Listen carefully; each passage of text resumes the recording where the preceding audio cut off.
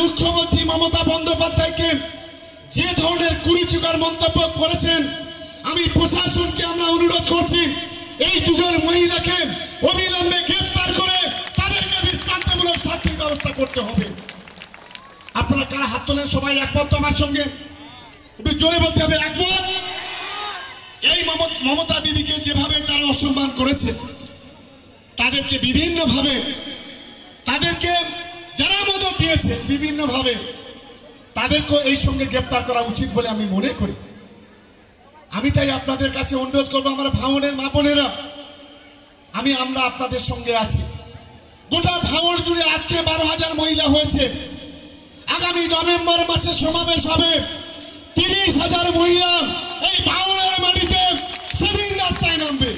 এটা আমি দায়িত্ব নিয়ে বলছি। মমতা বন্দ্যোপাধ্যায় ছাড়া বিকল্প কোনো রাস্তা নেই। কারণ এই মুহূর্তে দাঁড়িয়ে সবচাইতে বিজেপির বড় দালাল এই নওশাদ সিদ্দিকী, একে আমি বোমা সিদ্দিকী বলি। আজকের ভাঙড়ে এসে আজকের মুসলমানদের জন্য মায়া কান্না কাঁদে, আর বিধানসভাতে গিয়ে আজকে সেখানে গিয়ে শুভেন্দুর সঙ্গে কোলাকুলি করে।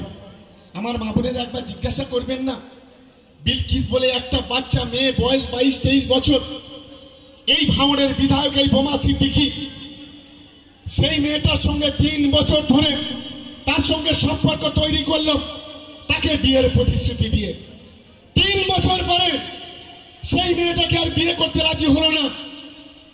আমি বিলকিসকে ধন্যবাদ জানাবো। সে তখন চলে গেল কোর্টে, থানায় চলে গেল, থানায় গিয়ে ওর নামে কেস করলো।